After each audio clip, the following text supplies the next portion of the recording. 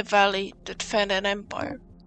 Before Pandaria ever knew war again, before banners and boots walked its soil, there was the Valley of the Four Winds. The land woke each morning to the sound of water wheels turning and farmers greeting the sun. Rivers wound through the earth like patient hands, feeding fields of rice and vegetables that shimmered gold in the light.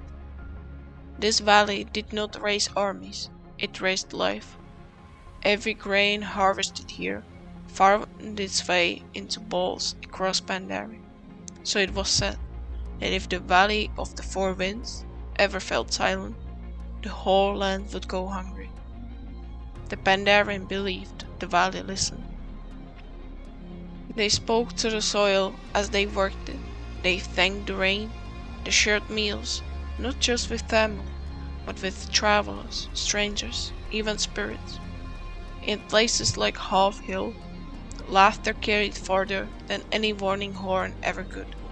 To live here was to believe that harmony, once grown, would sustain itself. But harmony, like a field, must be guarded. To the west stood Stoneplough, a bulwark pressed hard against the unknown. Its walls were not raised in pride, but in necessity.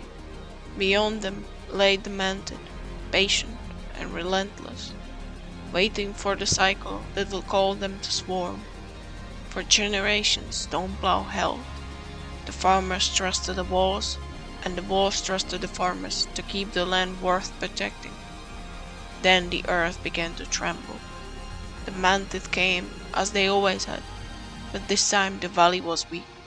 Fields burned. The silken fields, once lush and alive, were reduced to ash and silence. Stoneplough fell. And with it fell the belief that peaceful lands would always be spared. The valley learned the taste of fear. And fear has a shape in Pandaria. From grief and doubt rose the Shah, seeping into the soil where hope has been crushed. Groups twisted, creatures turned wild. Even the land itself seemed to mourn. The valley that once fed an empire now struggled to feed itself. Yet the Valley of the Four Winds did not surrender. At Half Hill the tillers returned to the fields. They planted where ground was scarred. They rebuilt walls with hands still shaking from loss. They believed that tending the land was an act of defiance, that every seed placed in the earth was a promise that tomorrow still mattered. In the ruins of Stormstar Brewery, old mistakes fermented alongside new resolve. What had been corrupted was cleansed, not forgotten. Tradition was restored, but tempered with humility. And slowly the valley breathed again. The river still flowed. The wind still carried the scent of grain and cooking fires. The land remembered the hands that loved it. It always does.